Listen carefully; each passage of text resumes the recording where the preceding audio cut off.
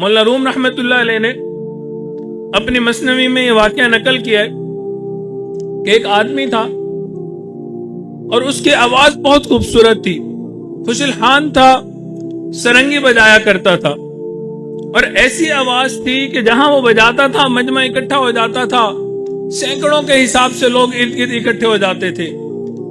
बच्चे हों, बूढ़े हों, मर्द हो, औरत हो, हर एक उसको सुनना चाहता था।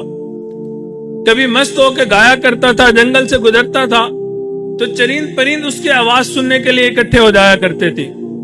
चुनाचे इन्हीं भूल भलियों में इसी तरीके से उसने अपनी जिंदगी गुजारी, हत्ता के बुढ़ापे के आसार नमूदार हो गए, आवाज में पीरी आ गई, उसके सबब आवाज भद्दी हो गई।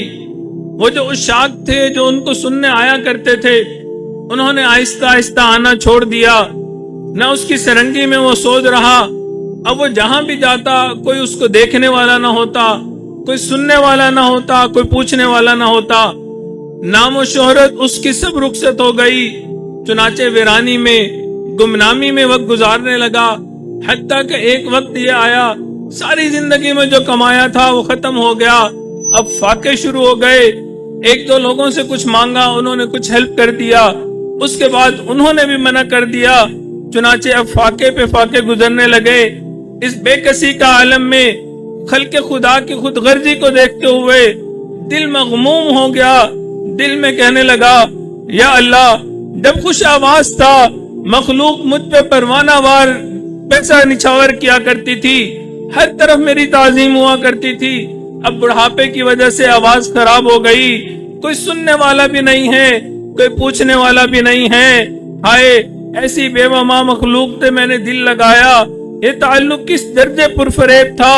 काश अल्लाह मैंने आपकी तरफ रुजू किया होता, आपकी यादों में जागा होता, आपके साथ उम्मीदें लगाई होती, आज मेरा ये हाल ना होता।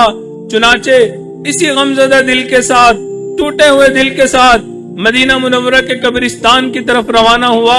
वहां पे एक कब्र के करीब जाके बैठ गया, रोते हुए अर्ज की, ऐ अल्लाह, आज मैं तेरा मेहमान हूँ, सारी मखलूक ने मुझे छोड़ दिया।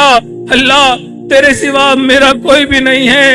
ऐ अल्लाह, आशना बेगाने हो चुके, अपने पराये हो चुके, अब सिवाय तेरा मेरा कोई आसरा नहीं है। सरंगी बजाने वाला इसी तरह आहुजारी में मशगूल था, खून के आंसू दिल रो रहे थे, अल्लाह की बारगाह में नदामत के आंसू निकल रहे थे।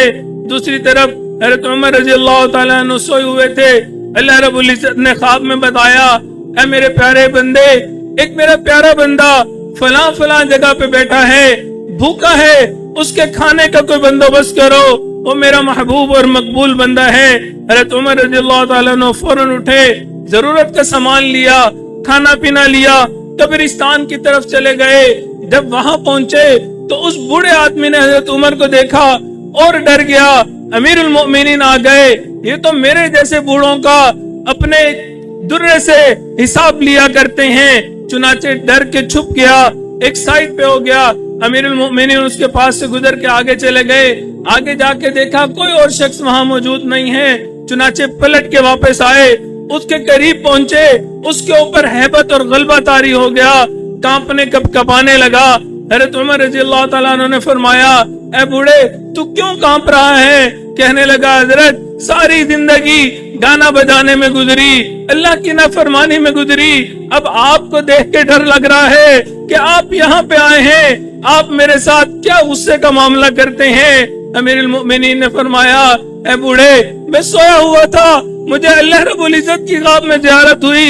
अल्लाह रब्बुल इज्जत ने फरमाया, अमीरुल मोमिनीन, मेरा एक दोस्त कब्रिस्तान में भूखा है, जाओ उसके लिए खाना लेके जाओ। अमीरुल मोमिनीन खाना अपने सर पे लेके तुम्हारे लिए यहाँ हाजिर हैं। तुमने अल्लाह रब्बुल इज्जत से कोई दुआ की है कि अल्लाह रब्बुल इज्जत ने तुम्हारे गुनाहों को माफ कर दिया, तुम्हें अपने नेक लोगों में शामिल कर दिया। सच्ची बात यह है, जब उस बूढ़े ने ये सुना, उसकी आंखों से आंसू आने लग गए।